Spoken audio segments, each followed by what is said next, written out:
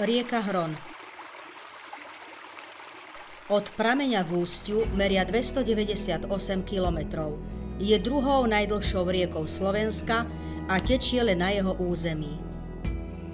Pramení na úpätí Kráľovej hole, neďaleko od obce Telgard, vo výške 980 metrov nad morom. Vydajme sa za touto lodičkou a spoznajme premeny, činnosti, úžitok, ale aj nebezpečie vôd tejto rieky. Asi po kilometri tečú vody Hrona v tesnej blízkosti jednej z najkrajších železničných stavieb Chmárošského viaduktu.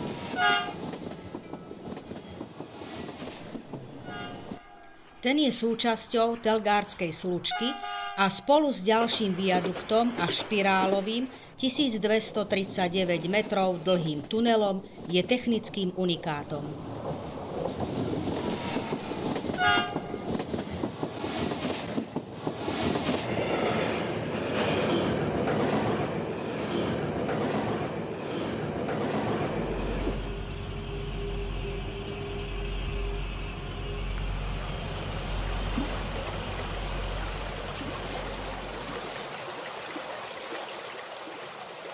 Medzi obcami Telgard a Červená skala sa na rozlohe 104 hektárov nachádza prírodná rezervácia Meandre Hrona.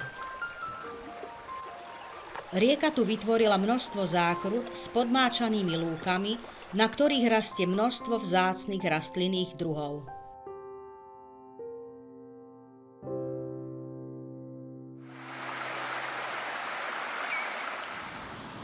Rieka rýchlo naberá na sile, ktorú sa človek snaží využiť, a tak aj na hornom toku vzniká množstvo malých vodných elektrární.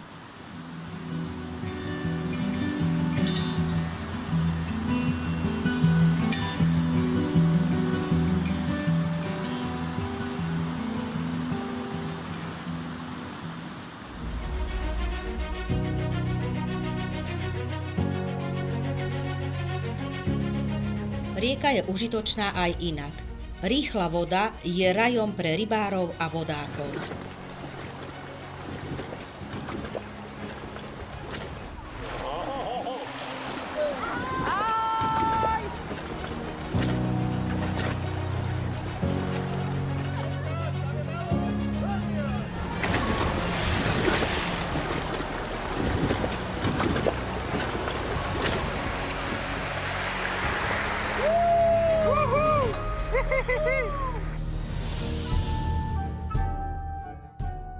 V bezprostrednej blízkosti rieky prechádzala v minulosti stredoveká pohronská cesta, ktorá sa vinula od Zvolena až po Vyšegrád. Popri nej boli v časoch osmanského ohrozenia vybudované viaceré veže, kaštiele a hrady.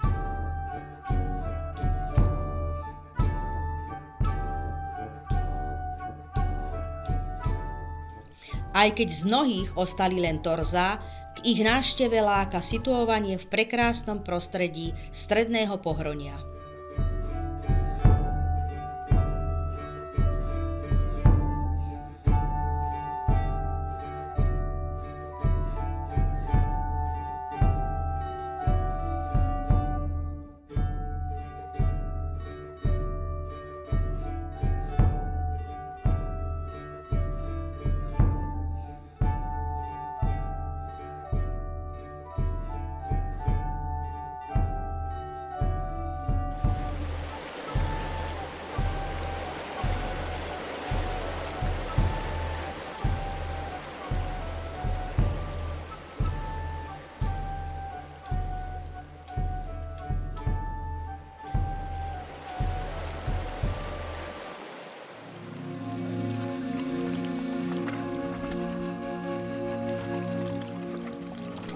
Vodné dielo Veľké Kozmálovce je najväčšou vodnou nádržou na tejto rieke. Bola vybudovaná ako zásobáreň chladiacej vody pre atómovú elektráreň Mochovce. Elektrická energia sa vyrába aj turbínami v hrádzi a voda z nádrže slúži pre zavlažovanie. tu sa začína aj umelý vodný kanál Perec.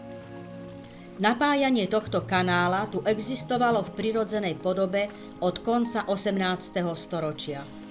Bol vybudovaný ako zdroj vody pre vodné mlyny. Tie boli v tej dobe na Hrone zakázané, a to z dôvodu zachovania splavnosti pre prepravu stavebných materiálov na výstavbu Budapešti. Kanál meria 53 kilometrov a pri obci Kamenín sa vlieva späť do Hrona. Sú na ňom vybudované aj dve zaujímavé stavby, tzv. Zhybky, a to v Leviciach a pri Hontianskej Vrbici. V Leviciach kanál tečie pod riečkou Podlužianka a v mieste bývalého mlyna dnes poháňa vodnú elektráreň.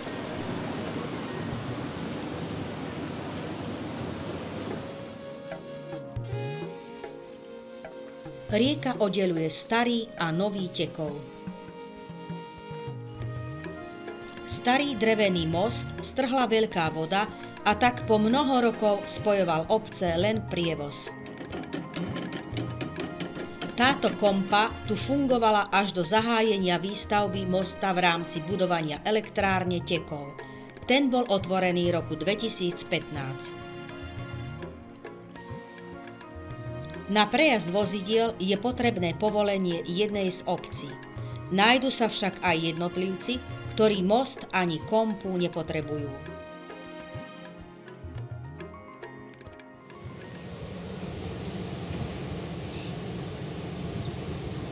Malé vodné elektrárne sú neodmysliteľnou súčasťou rieky Hron. Pozrime si ešte dve. Prvá je vybudovaná na umelom kanáli veľkého meandra pri obci Turá.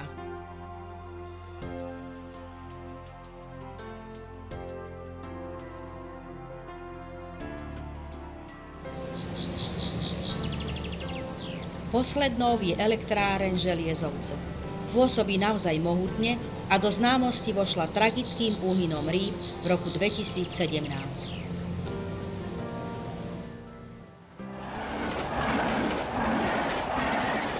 Už od prameňa sprevádzal našu cestu vlak.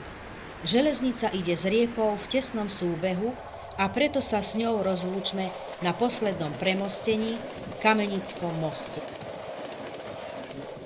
Za ním už vidieť sútok s Dunajom.